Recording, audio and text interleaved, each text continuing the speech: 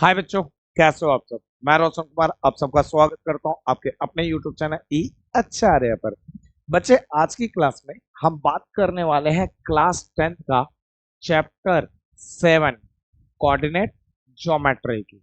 और ये coordinate geometry का कौन सा लेक्चर है भैया? तीसरा लेक्चर है। तो जिन्होंने कोऑर्डिनेट ज्योमेट्री का पहला और दूसरा लेक्चर नहीं देखा है, वो सबसे पहले चैनल का प्लेलिस्ट चेकआउट करो, या ऊपर आई बटन देख रहा होगा उसे क्लिक करो और जाके कोऑर्डिनेट ज्योमेट्री का पहला और दूसरा लेक्चर वॉच आउट करो, जिससे कोऑर्डिनेट ज्योमेट्री आपकी बेसिक से क्लियर हो जाएगी।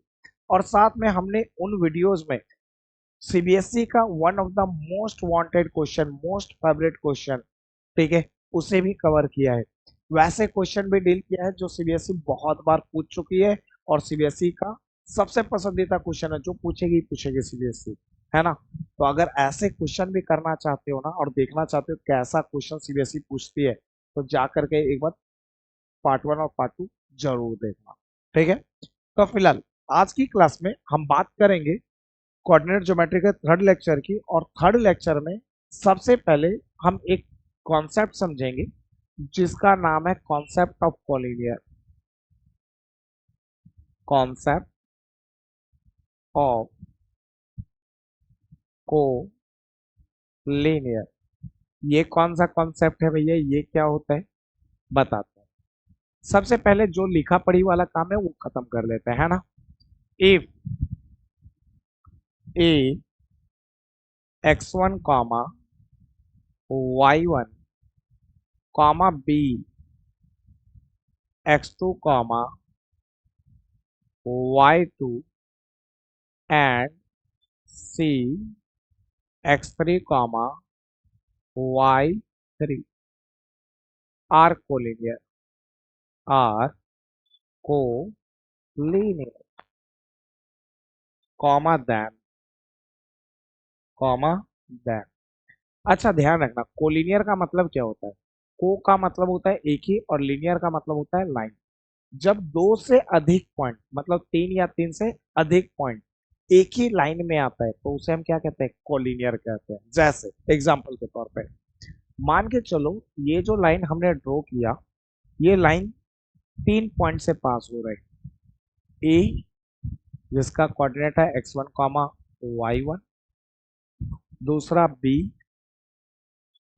जिसका कोऑर्डिनेट है x2 कॉमा y2, और तीसरा पॉइंट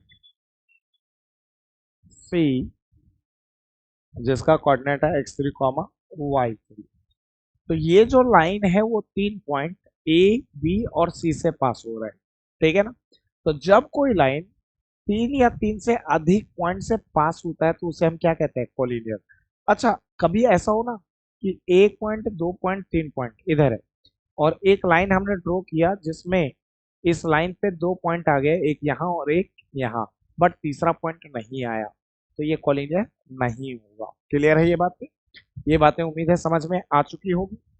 अब ये तो बातें समझने के लिए थी, लेकिन अगर कभी कोलिनियर का कंडीशन सेटिस्फाइड करना हो, तो देखो यार, दो टाइप के कंडीशन हम यहाँ पे सेटिस्फाइड करते हैं।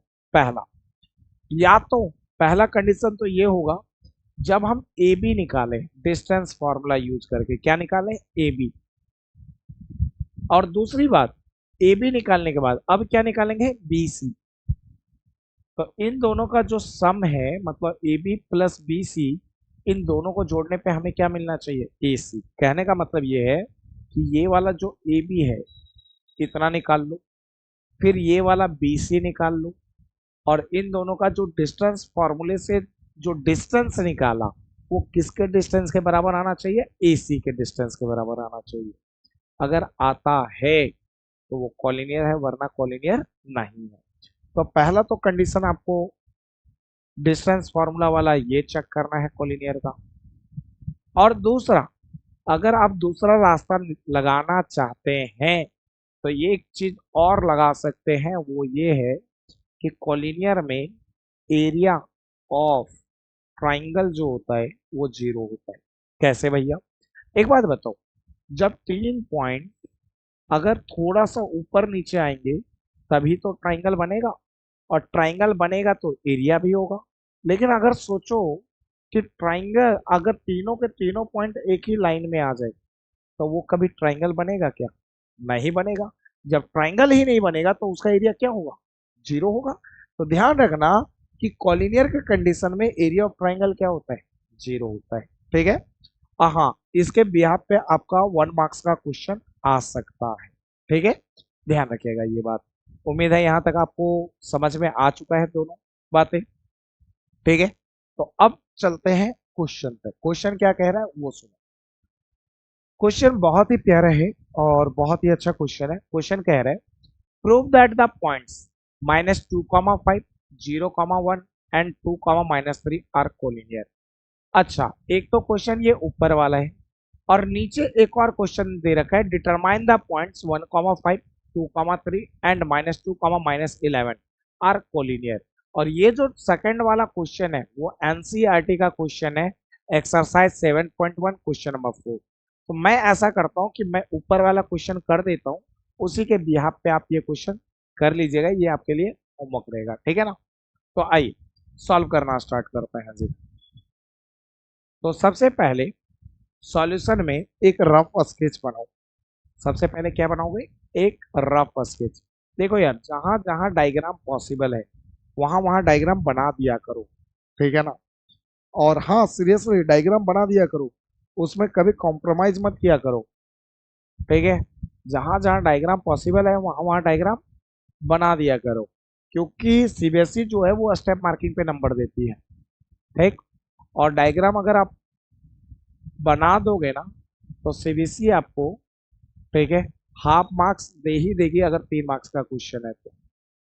ठीक है, तो ध्यान रखना जहां पॉसिबल है वहां आपको डायग्राम बनाना है। ठीक, अब देखो, चलिए पढ़ते हैं क्वेश्चन और उसके हिसाब से बताते हैं। Prove that the points -2, 5, 0, 1 and 2, -3 are collinear. बोल रहा है कि आप प्रूव करो कि -5, 0, 1 और 2, -3 ये जो है वो कोलिनियर है। तो हमने एक लाइन खींचा और तीनों पॉइंट को एक लाइन पे रिप्रेजेंट कर दिया और नाम दे दिया ABC। वो देखते हैं आगे चल करके कि कॉलिनियर होता है कि नहीं होता। लेकिन देखो यार, ये प्रूफ दैट का क्वेश्चन है तो कॉलिनियर तो पक्का होगा ही होगा। ठीक है ना? जैसा सेकंड वाला क्वेश्चन देखो, सेकंड वाले में बोला डिटरमाइन। डिटरमाइन में कॉलिनियर हो भी सकता हो, नहीं भी हो सकता, लेकिन प्रूफ दैट में तो कॉलिनियर होता ही होता है। ठीक है ना? सबसे पहले लेट, सबसे पहले लेट किया, ए दे रखा है -2, 5, इसके कोऑर्डिनेट को मानो। ये हो x1 हो गया -2, y1 हो गया y। ठीक, बी भाई साहब 0, कितना है? बी है आपका, बी है आपका 0, 1 है ना? और 0, 1 है तो x2 हो गया 0 और y2 हो गया 1। ठीक, अच्छा, c कितना है? c है 2, -3। तो x3 कितना हो गया? x3 हो गया 2। x3 कितना हो गया? x3 हो गया आपका 2 और y3 कितना हो गया? -3। क्लियर है ये बात है? तो सबसे पहले हम a और b के बीच का डिस्टेंस निकालेंगे। तो देखो, since A B equal to, और आपको मैंने पिछली क्लास में एक बात सिखाई थी कि जब भी ए बी के बीच का डिस्टेंस निकालना हो तो बाद वाले में पहले वाले को माइनस करते हैं, मतलब बी में ए को माइनस करेंगे। बी का कोऑर्डिनेट x2 y2 और ए का x1 y1। तो x2 में x1 को माइनस करो, तो x2 -x1 का होल स्क्वायर प्लस y2 में y1 को माइनस करो, y2 -y1 का होल स्क्वायर। आसान है ना? अब आगे देखिए, सुनिए, अब सबकी वैल्यू रखो। x2 0 है तो x2 की जगह 0, माइनस का माइनस x1 -2 है। ध्यान से देखना, x1 कितना है? x1 -2, तो x1 की जगह -2 होल स्क्वायर का whole square plus plus y2 कितना है? y2 1 है, y2 की जगह 1, माइनस का माइनस y1 5 है, y1 की जगह 5 और होल स्क्वायर का होल स्क्वायर। अब आगे देखो साहब, ठीक है, अब आगे देखिए साहब, क्या है वो सुनो। इक्वल टू दिया जी, और रूट दिया, अच्छा जीरो, अब देखो जीरो का भाई साहब जीरो रहने दिया, ठीक। माइनस ब्रैकेट का मतलब मल्टीप्लाई, और ये minus, minus into minus plus, और टू का टू, तो टू का टू, होल स्क्वायर का होल स्क्वायर, होल स्क्वायर था तो होल स्क्वायर, प्लस का प्लस। अच्छा एक बात बताओ, -5 में +1 गया तो कितना बचेगा? -4, और -4 का क्या कर देंगे? -4 का होल स्क्वायर। क्यों भैया, अपनी मर्जी से? अरे नहीं यार, होल स्क्वायर दे रखा है इसीलिए कर दिया।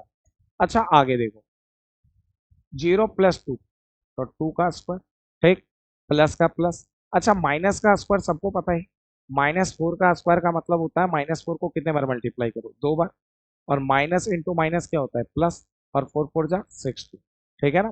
तो बेसिकली -4 का स्क्वायर कितना हो गया? 60, ठीक है। तो माइनस का स्क्वायर प्लस, और 4 का स्क्वायर, 4 इंटू 4 60। अच्छा एक बात बताइए, 2 का स्क्वायर 2 गुने 2 4, प्लस का 16, प्लस का 16, 4 + 16 कितना होता है? 4 + 16 होता है 20। क्या भैया 20 को ऐसे छोड़ दे? नहीं, इसका प्राइम फैक्टर करो। देखो 20 2 के टेबल में कितने बार में? 10 बार में। फिर 2 के टेबल में 10 5 बार में, और 5 के टेबल में 1 बार में, है ना।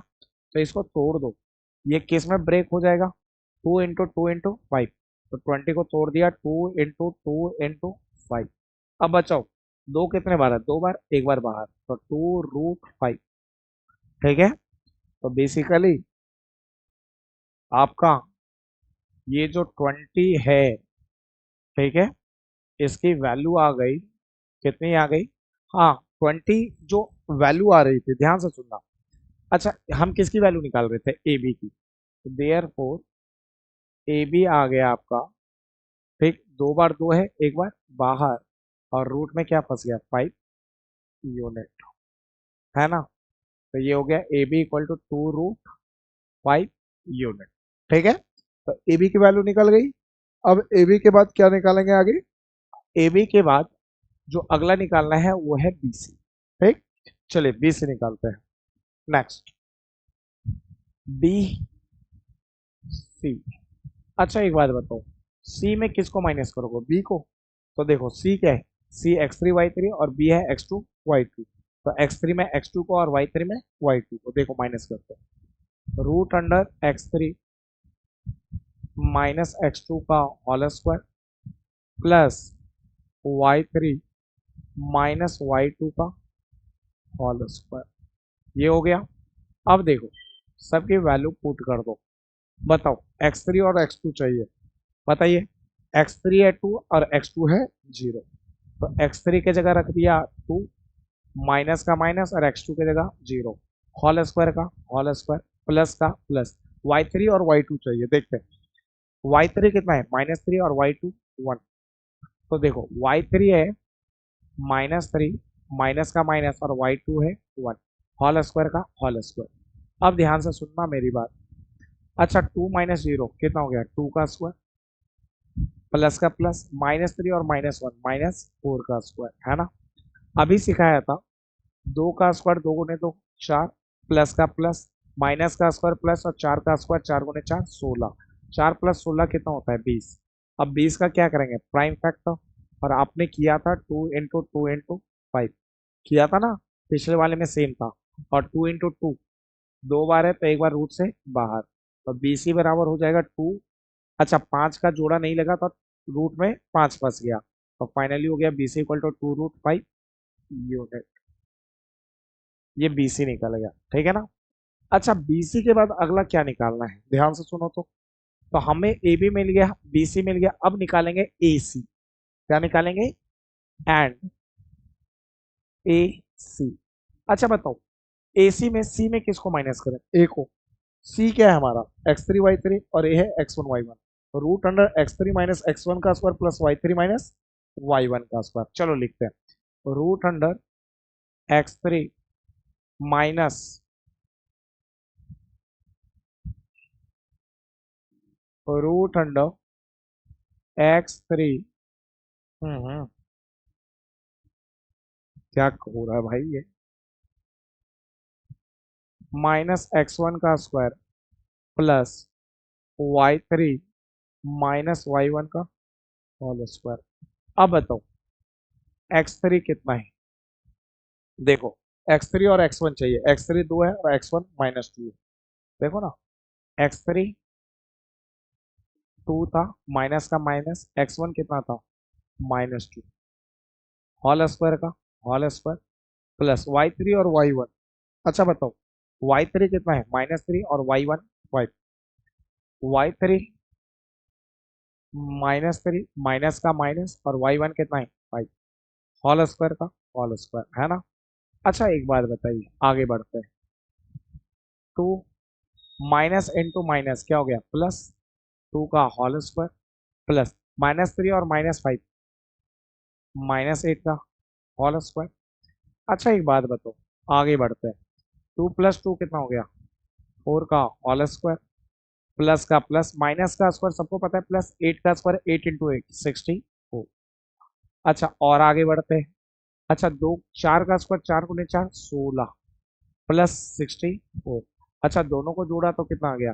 √80। 80 का प्राइम फैक्टर करो। तो देखो मैं डायरेक्ट कर दूं, आता है ना? चलो एक बार करके दिखाई देते हैं। 2 के टेबल में 40 बार में, 2 के टेबल में 20 बार में, 2 के टेबल में 10 बार में, 2 के टेबल में 5 बार में, और 5 के टेबल में 1 बार में। 2 × 2 × 2 × 2 × 5, यहाँ लिख दिया। 2 × 2 × 2 × 2 × 5, दो 2 बार है, दो 2 बार है, तो एक बार रूट से क्या करेंगे? बाहर निकाल देंगे। चलिए निकालते हैं।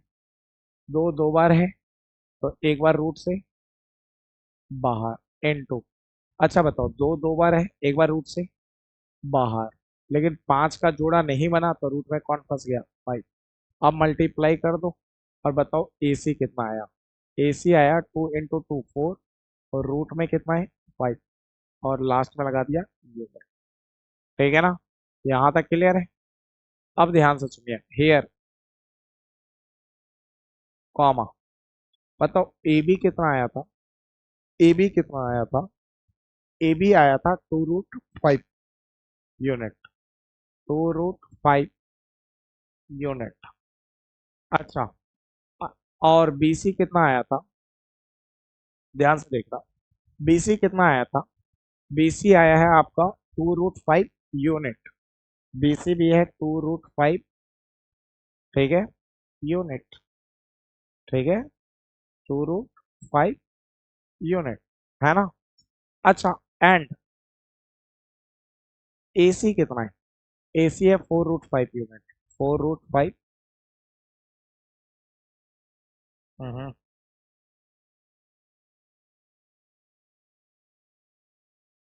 4√5 यूनिट। अच्छा एक बात बताओ, अब हमें क्या निकालना चाहिए? AB plus BC। क्यों भैया AB प्लस BC? अरे भाई, अभी बताया था कोलिनियर में कि AB प्लस BC किसके बराबर होना चाहिए? AC के। तो यहाँ पे देखो ना, AB प्लस BC निकालना है, तो AB प्लस BC निकालना है, तो AB प्लस BC किया। AB 2√5, AB की जगह 2√5, प्लस प्लस, और BC 2√5, BC की जगह 2√5। अच्छा दोनों को जोड़ दिया, 2√5 + 2√5, ये आ गया 4√5, है ना? और शायद AC भी 4√5 था, तो there four AB plus BC, ध्यान से सुनिए, AB प्लस BC 4√5 और AC भी 4√5, तो 4√5 4√5 के बराबर, तो AB प्लस BC किसके बराबर? AC के बराबर। और आपको अभी जस्ट बताया था कि AB प्लस AC, अगर AB प्लस BC अगर AC के बराबर आ गया, इसका मतलब जो गिवन पॉइंट है वो क्या है? कॉलिनियर है। तो नीचे लिखेंगे hence comma given points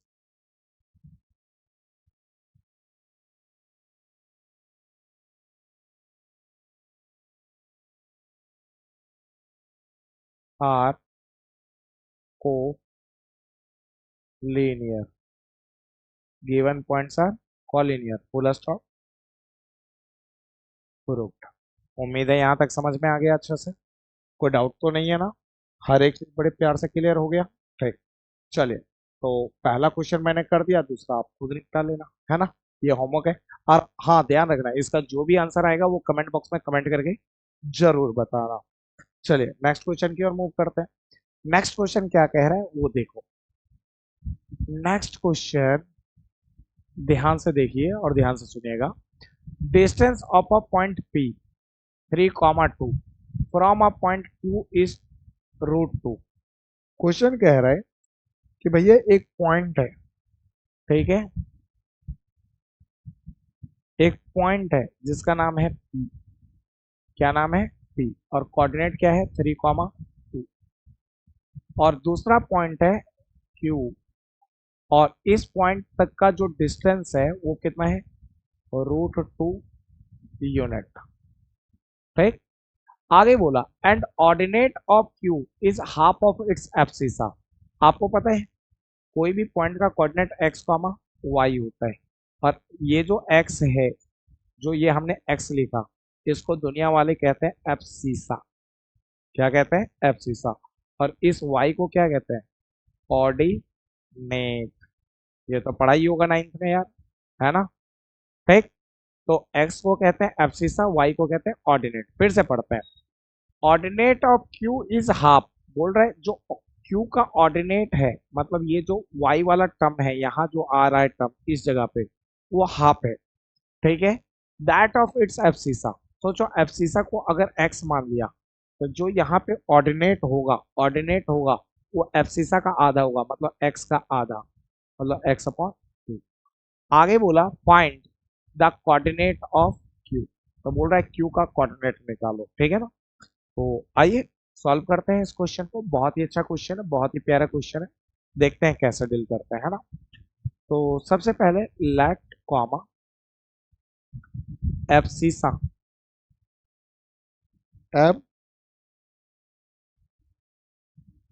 abscissa of Q.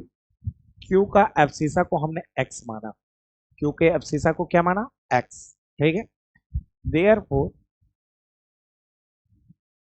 Ordinate of Q.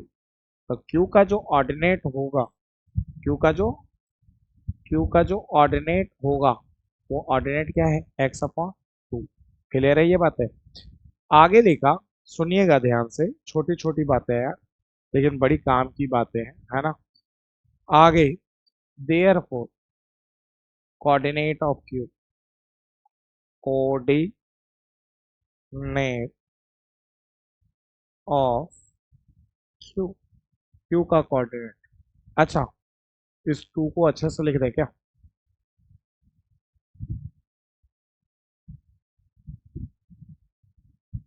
हम्म, क्या हो रहा है भाई आज? अच्छा, कोऑर्डिनेट ऑफ क्यू। तो पहले कोऑर्डिनेट में क्या लिखते हैं? पहले कोऑर्डिनेट में एक्स लिखते हैं।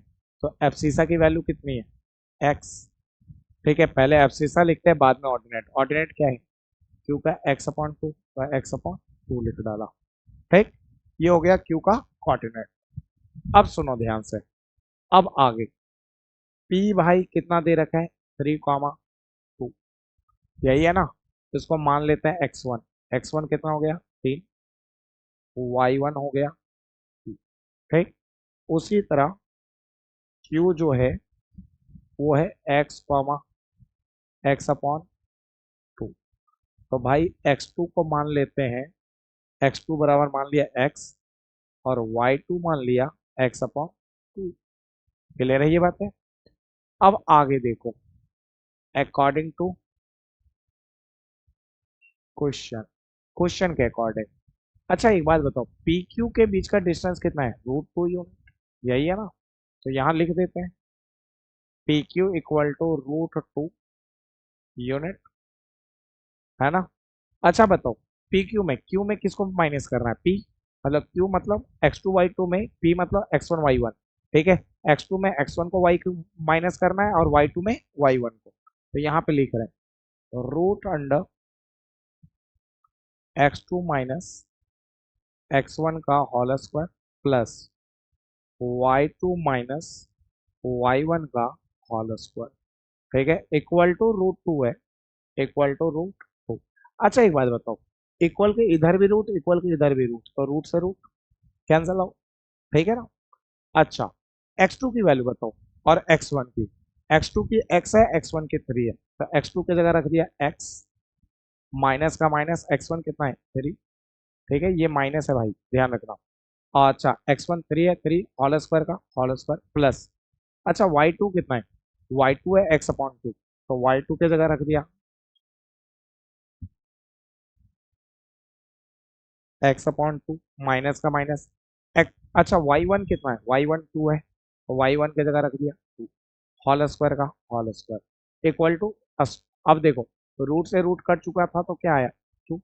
अब देखो a माइनस बी का होल स्क्वायर, अच्छा a माइनस बी का होल स्क्वायर तो पता ही होगा सबको, क्या होता है a square minus 2ab plus b square, पता है ना, तो लिख रहा हूँ ए माइनस बी का whole square, a square, a की जगह एक्स है तो एक्स का स्क्वायर माइनस 2a, ए की जगह एक्स इंटू बी, बी की जगह 3 प्लस बी स्क्वायर, बी की जगह 3 है तो 3 का स्क्वायर प्लस है प्लस, यहाँ पे भी ए माइनस बी का whole square, a square, a की जगह एक्स अपॉन 2 है तो एक्स अपॉन 2 का स्क्वायर माइनस 2a, ए की जगह क्या है X upon 2 into B, B की जगह क्या है 2 प्लस बी का स्क्वायर, बी की जगह 2 है तो 2 का square equal to 2 equal to 2। अब देखो, ध्यान से देखो, एक्स स्क्वायर तो रहने दिया, इसको तो छेड़ना ही छेड़ेंगे, तो माइनस का माइनस 2 इंटू 3 6 और एक्स का एक्स प्लस का प्लस, 3 का स्क्वायर 3 गुना 3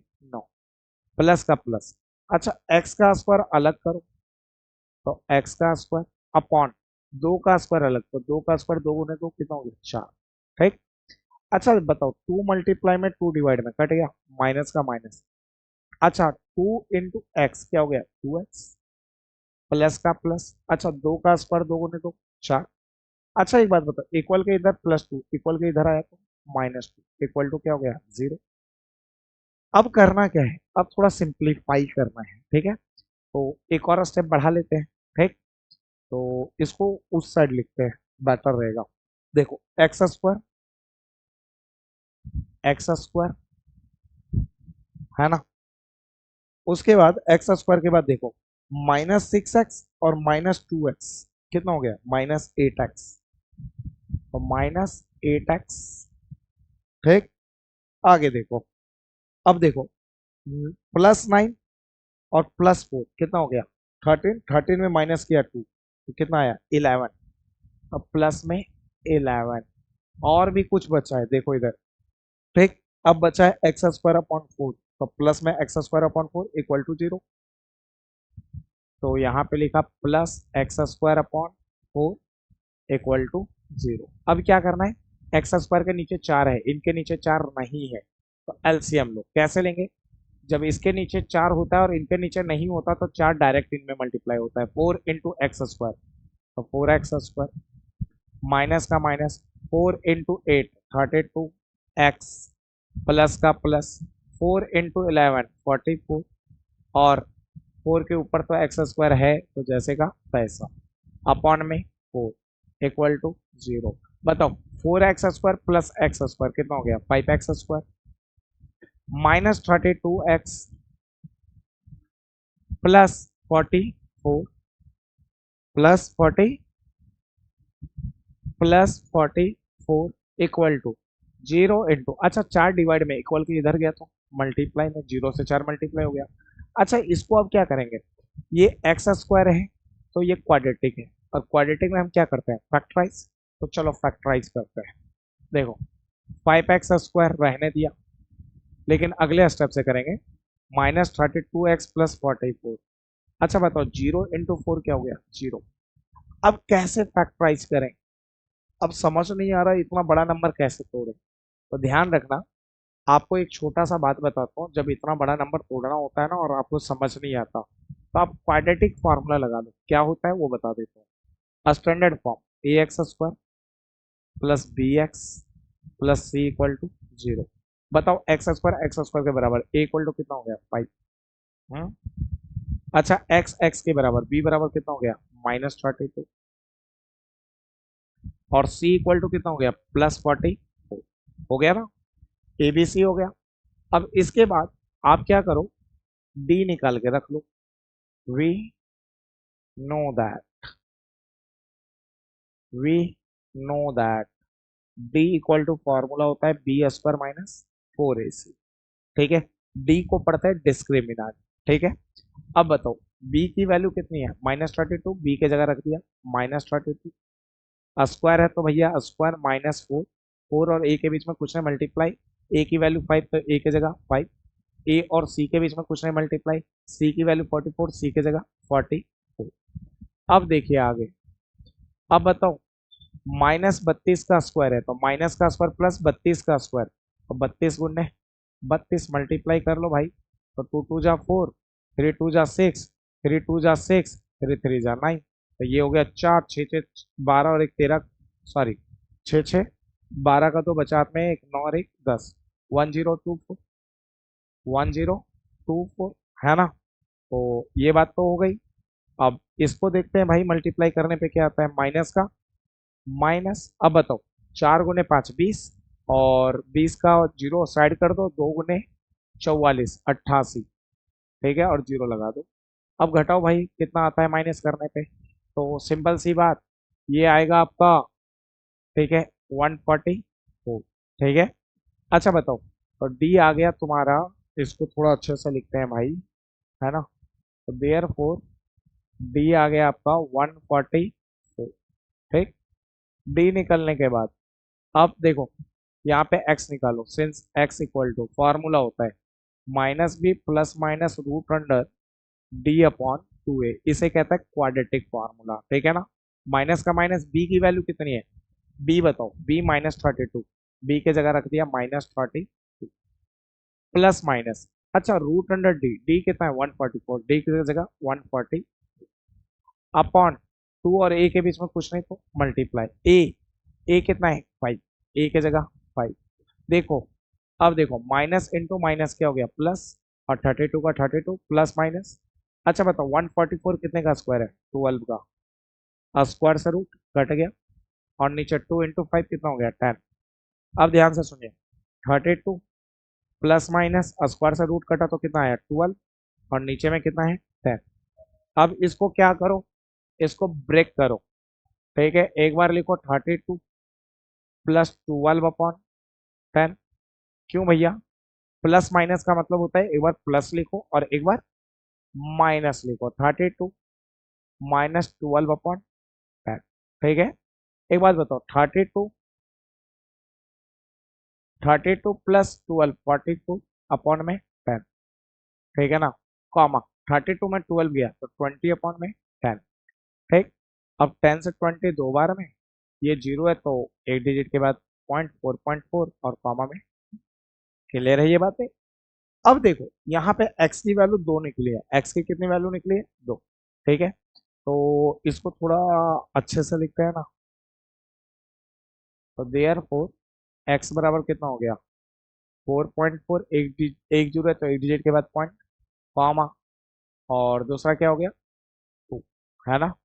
तो एक्स की दो वैल्यू निकल गए। ठीक, अब सुनो, अब ध्यान से सुनो, अब एक्स निकल गया, लेकिन हमें पूछा क्या था, हमें ओवरऑल क्वेश्चन में पूछा था कि भैया कोऑर्डिनेट ऑफ क्यू बताओ, क्वेश्चन में बोल रहा ना, find the coordinate of Q, Q का कोऑर्डिनेट बताना है ना। और क्यू का कोऑर्डिनेट में एक्स चाहिए और x/2 चाहिए, तो x/2 भी निकाल लेते हैं। ठीक, तो ऐसा करते हैं, when x equal to 4.4 comma then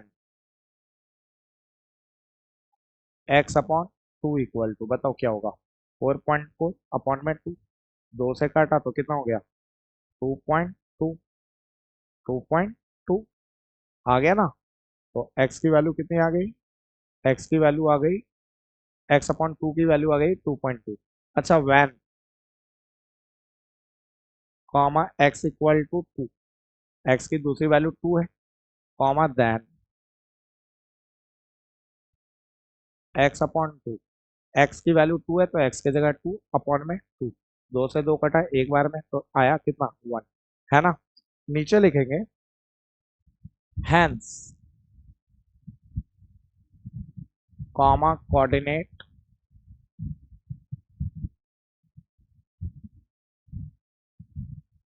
of Q. Q का कोऑर्डिनेट, भाई क्यू का कोऑर्डिनेट क्या था बता दो।